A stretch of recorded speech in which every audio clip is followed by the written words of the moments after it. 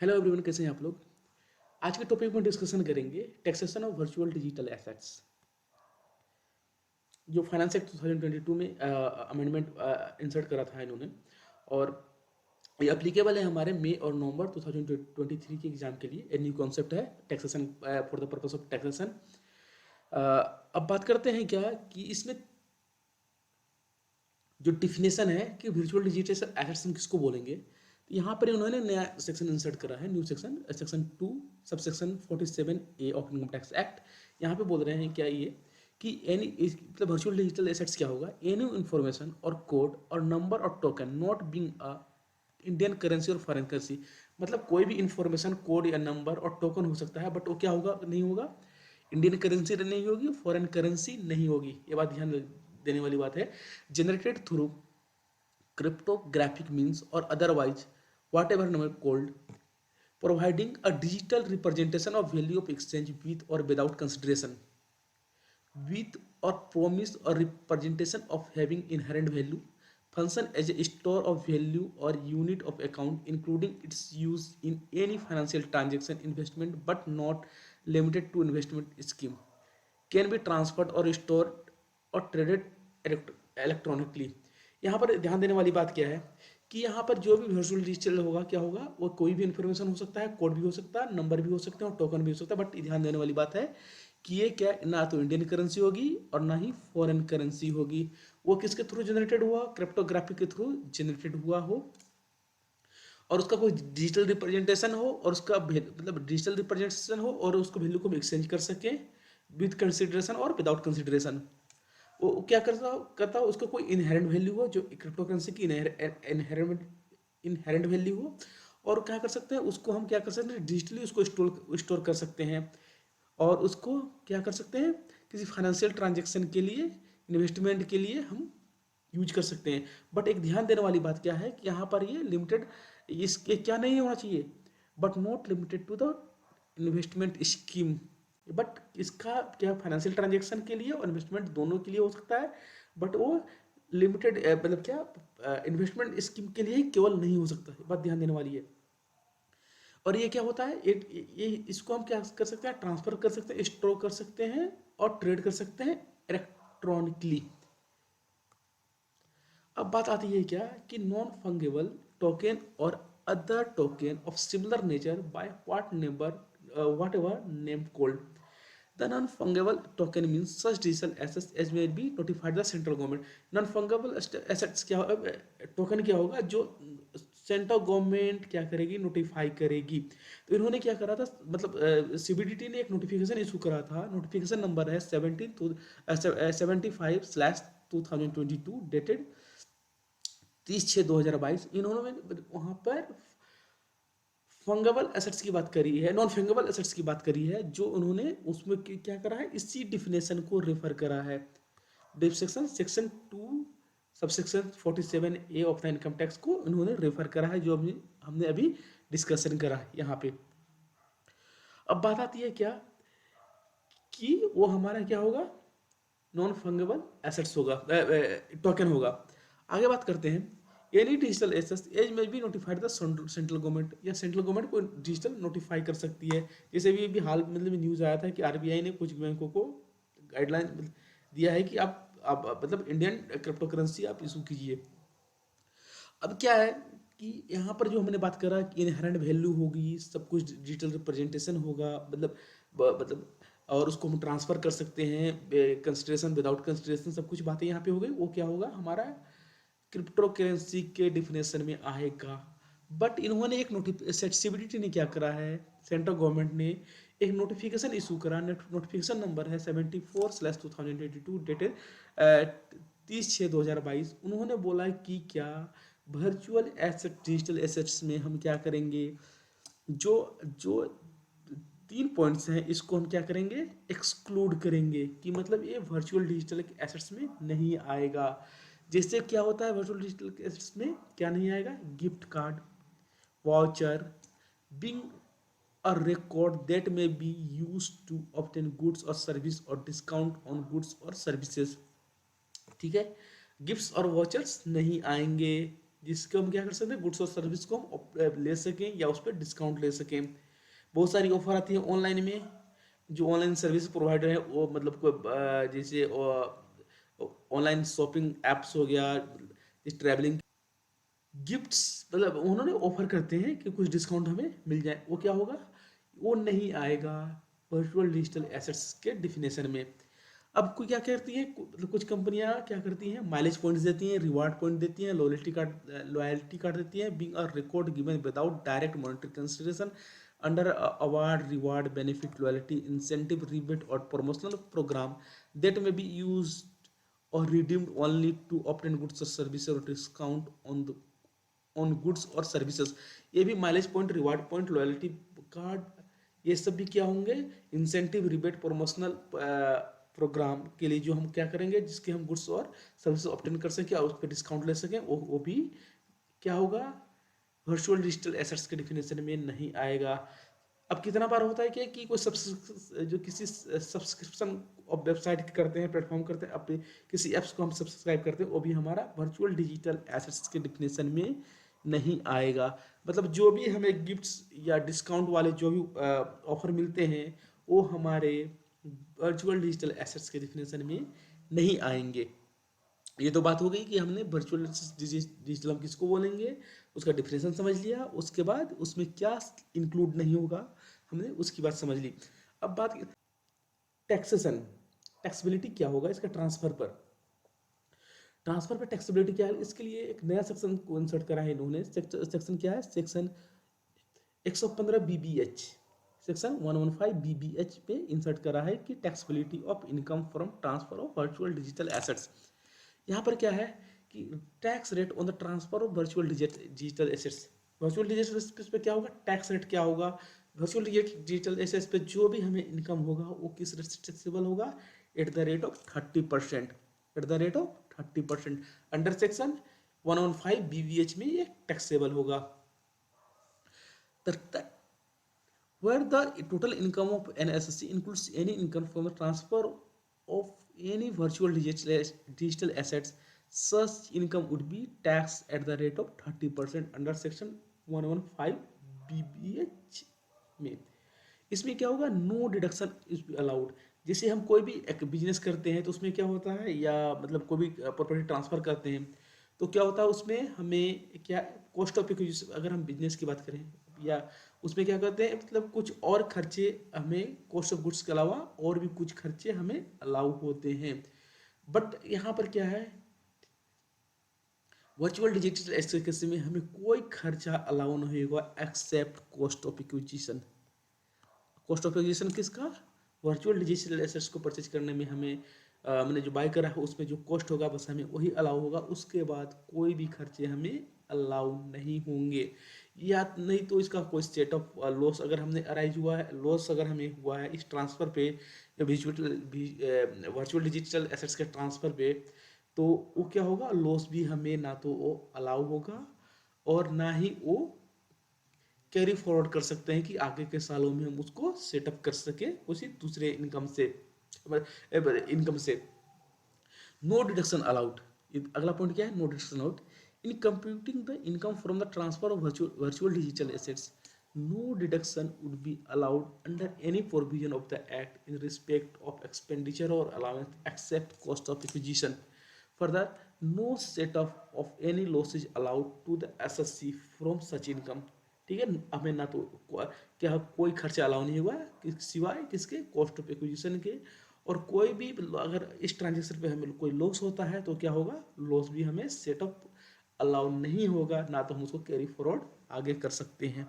अब carry forward वाली बात यहाँ पे आ गई, सेट ऑफ और carry forward of loss from the transfer of digital assets not allowed. क्या होगा, अगर हम किसी ट्रांजेक्शन में किसी साल में अगर इस साल में हमें क्या हो गया है, कोई लॉस हुआ है, तो इसको हम क्या कर सकते हैं, इसको ना ये कैरी फॉरवर्ड भी नहीं हो सकता है। मतलब यहाँ पर थोड़ा सा एसएससी के साथ नाइंसाफ़ी है।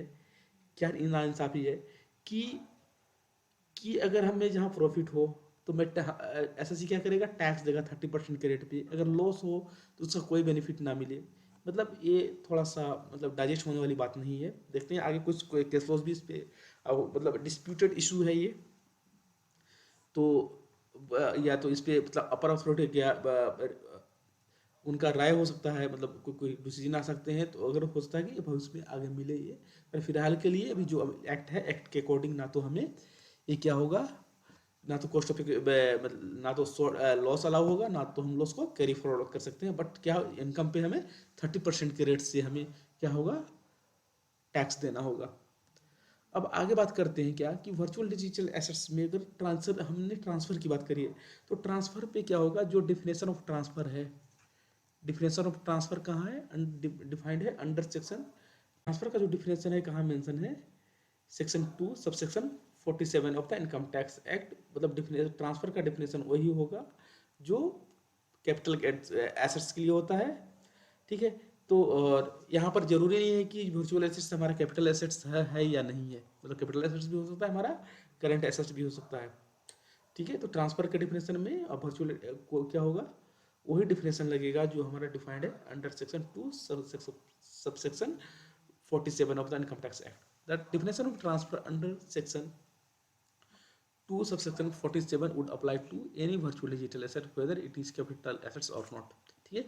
आगे बात करते हैं, यहाँ पर तो बात हो गई कैपिटल एसेट्स की, या इसके मतलब टैक्सेबिलिटी क्या होगी, taxability at the rate of 30% होगी। अब आता है सेक्शन 56 टू 56 सबसेक्शन 2 में बात करता है क्या,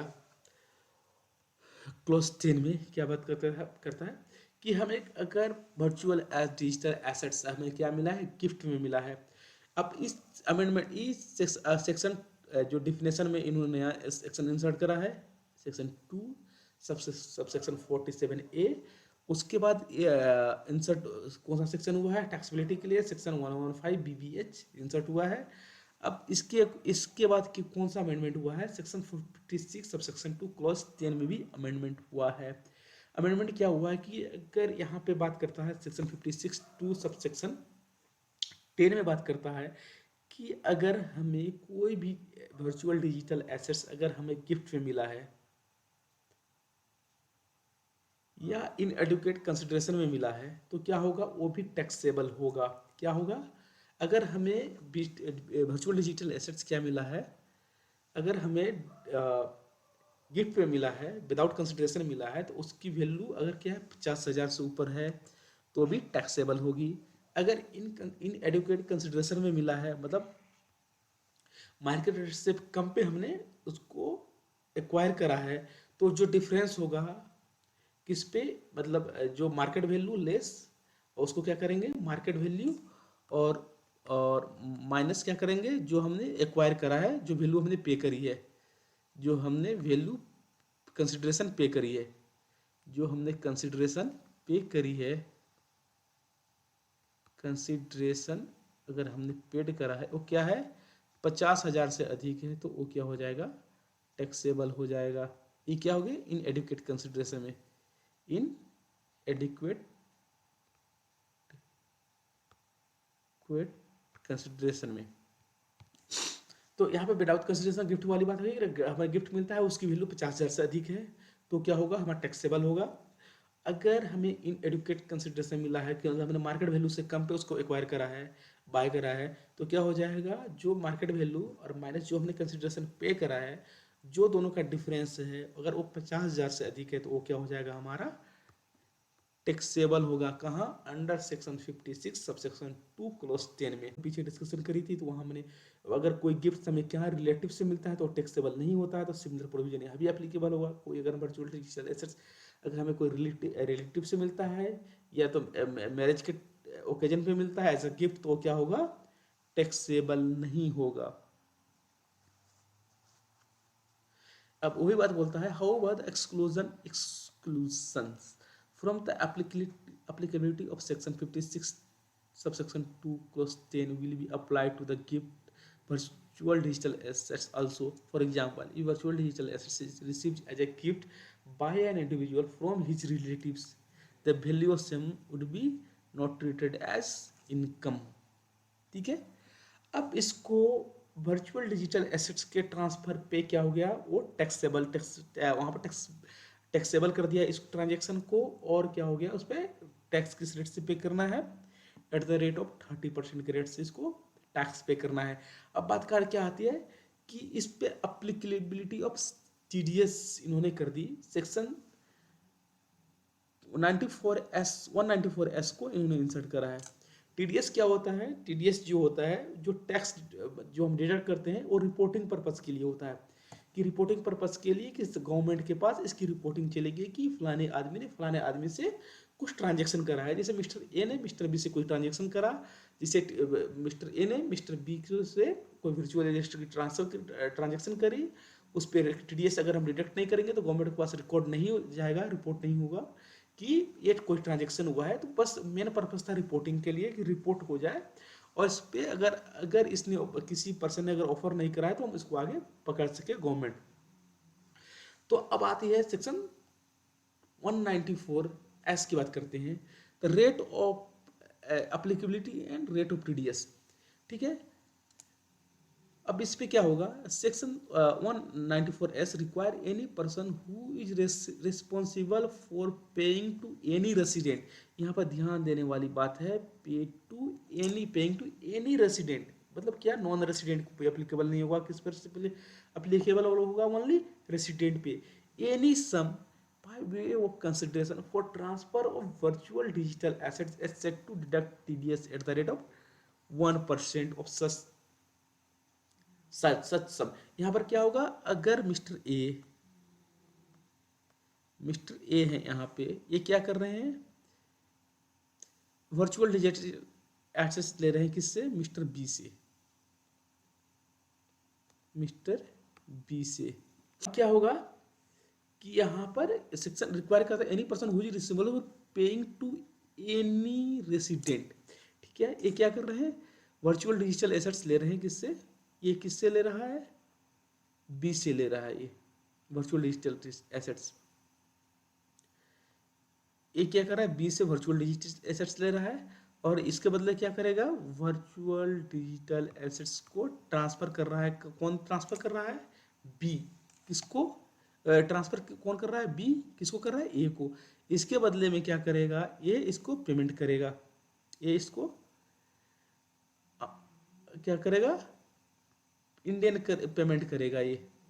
यहाँ पर ध्यान देने वाली बात क्या है कि अगर कोई पर्सन, यहाँ पर बी क्या होना चाहिए, रेसिडेंट होना चाहिए, रेसिडेंट होना चाहिए। यहाँ पर क्या करेगा, ए इस पे क्या करेगा, जो ट्रांजेक्शन ए किसको पे कर रहा है, अमाउंट बी को पे कर रहा है, ये क्या होगा, ये इस पे TDS डिडक्ट करेगा, एट द रेट ऑफ 1%। ठीक है, एट द रेट ऑफ 1% ये इस पे TDS डिडक्ट करेगा, जो ट्रांजेक्शन अगर बी को, जो अमाउंट पे हो रहा है बी को। अब क्या होगा, ट्रांजेक्शन TDS कंप्लीट करेगा, the deduction is to be made at the time of credit of consideration to the account of the resident or at the time of payment of such sum by any mode whichever is earlier। अगर हमने जब payment करा या books में entry करी, जो दोनों में पहले हो, उस पर TDS हम डिडक्ट करेंगे। अब बात क्या आती है कि सस्पेंस अकाउंट में इस टाइप की कोई ट्रांजेक्शन हो, वहां पे TDS डिडक्ट होगा। अब दूसरी बात क्या आती है कि जरूरी नहीं है कि यहाँ हम अमाउंट को कैश में ही पे करें, या मतलब करेंसी में ही पे करें। या क्या हो सकता है कि दो सिचुएशन बन सकती है कि या तो फुल्ली हम मतलब क्या करते हैं, या तो हमने उसको बार्टर सिस्टम से ट्रांजेक्शन करा, मतलब वर्चुअल, मतलब कोई एक वर्चुअल डिजिटल एसेट्स लिया, उसके बदले मैंने कोई दूसरा वर्चुअल डिजिटल एसेट्स दे दिया। और दूसरे बदले क्या हो गया कि हमने कुछ ट्रांजेक्शन करी जिसमें कुछ पार्ट कैश में करी, अदर देन कुछ ना वर्चुअल डिजिटल एसेट में कर दिया, मतलब partly in cash and partly in kind. और दूसरा पहला ट्रांजेक्शन हो गया partly in, full in kind. मतलब हमें पहला क्या हो जाएगा कि where the cases where the consideration of transfer virtual digital assets is wholly in kind। क्या हमने एक वर्चुअल एसेट्स के बदले दूसरा वर्चुअल एसेट्स ले लिया, या क्या होगा, partly in kind and partly in cash. क्या होगा, अगर हमने दूसरा क्या हो सकता है पॉसिबिलिटी कि हमने कुछ कैश दे दिया या तो और कुछ रिमेनिंग बचा, उसके बदले हमने वर्चुअल डिजिटल एसेट्स दे दिया। तो दो दो सिचुएशन बनता है। तो यहाँ पर क्या होगा कि अगर अगर होली इन काइंड और in exchange of another virtual digital assets where there is no part of cash. दूसरा केस सिचुएशन क्या था, partly in cash and partly in kind, but the part in cash is not sufficient to meet the liability of reduction of TDS in respect of such transfer. अब तो यहाँ पे क्या होगा, दोनों जगह कैश का क्या हो गया, एक जगह तो कैश का इन्वॉल्वमेंट है ही नहीं, जगह काइंड पे है। दूसरा सिचुएशन ये बन सकता है कि जहाँ partly in kind partly in cash है, कैश ट्रांजेक्शन, कैश अमाउंट इतना मिला है, दिया है हमने कि जो टैक्स की लायबिलिटी मतलब जो टीडीएस की लायबिलिटी है वो फुलफिल नहीं हो सकती। तो उस केस में क्या करेगा, उस केस में क्या होगा, the person responsible of weighing of such consideration has to before releasing the consideration ensure that the tax required to be deducted has been paid in respect of such consideration for the transfer of virtual digital assets। यहाँ पर क्या बोल रहा है कि अगर अगर fully in kind है या partly in cash in partly in kind है, तो वहाँ पर क्या होगा, जो पर्सन पे कर रहा है कंसिडरेशन को वो इंश्योर करेगा कि टैक्स डिडक्ट हो चुका है और सेंट्रल गवर्नमेंट को पे हो जाना चाहिए। अब टीडीएस की अप्लीकेबिलिटी क्या आएगी, टीडीएस की अप्लीकेबिलिटी क्या आएगी कि टीडीएस हम किस अमाउंट पे डिडक्ट करेंगे, तो हमने तो कर दिया 1% पे करेंगे। अब कितने पे, थ्रेशोल्ड लिमिट क्या होगी, अब उसकी बात करते हैं। थ्रेशोल्ड लिमिट होगी स्पेसिफाइड पर्सन बीइंग, यहाँ पर आप जब एक्ट का लैंग्वेज पढ़ेंगे तो स्पेसिफाइड पर्सन यूज करे हैं उन्होंने। स्पेसिफाइड पर्सन किसको बोलेंगे, तो स्पेसिफाइड पर्सन कौन होगा, इंडिविजुअल और एचयूएफ। ठीक है। अगर टोटल कंसिडरेशन क्या हो गया, टोटल सेल ग्रोस रिसिप्ट और टर्नओवर फ्रॉम बिजनेस और profession not exceeding ₹1 crore in case of business, और 50 लाख क्या होगा इस पे प्रोफेशन पे क्या होगा। अगर हम बिजनेस है, बिजनेस किस केस में, इंडिविजुअल एचयूएफ के केस में अगर हमारा टर्नओवर 1 करोड़ से कम है या हमारा प्रोफेशन से जो इनकम है 50,000 से कम है इन एनी प्रीसीडिंग ईयर में, तो क्या होगा, वो उस पर टीडीएस डिडक्ट नहीं होगा। मतलब 50,000 से हमारा टर्नओवर कितना होना चाहिए पिछले साल में, 1 करोड़ से अधिक। अगर हमारा इनकम है 1 करोड़ से अधिक होना चाहिए। अगर हमारा बिजनेस है, अगर हमारा प्रोफेशन है तो 50 लाख से अधिक होना चाहिए पिछले साल में। तो क्या होगा, हमारा ये टीडीएस डिडक्ट हो, मतलब ये तो अप्लीकेबिलिटी होगी टीडीएस डिडक्ट का। और कब, थ्रेशोल्ड लिमिट क्या होगी, अगर 50,000 से अधिक का ट्रांजेक्शन हुआ है तो टीडीएस डिडक्ट होगा। अगर कोई दूसरे case means other than individual और एचयूएफ के केस में हमें लिमिट टैक्स चेक करने की जरूरत नहीं है। और क्या करना है, यहाँ पर कोई भी ट्रांजेक्शन हो अगर 10,000 से अधिक का है, 50,000 या 50,000 से अधिक का है, या 10,000 या 10,000 से अधिक का है, तो क्या हो जाएगा, उस पर टीडीएस डिडक्ट होगा एट द रेट ऑफ 1%। ये तो बात हो गई मतलब वर्चुअल डिजिटल एसेट्स में। इनमें मेनली 4 सेक्शन का इन्वॉल्वमेंट है। Section 2, subsection 47A, section 115 BBH, section 56 subsection 2 cross 10, और उसके बाद सेक्शन 194S, जो ये 4 सेक्शन कवर होता है। जो अमेंडमेंट है हमारा 2000 जो अप्लीकेबल है हमारे नवंबर, जो अप्लीकेबल है हमारे मई 23 और नवंबर 23 एग्जाम के लिए। आई होप आप लोगों को वीडियो पसंद आया होगा। अगर पसंद आए तो चैनल को सब्सक्राइब करें, वीडियो को लाइक करें और शेयर करें। Thank you.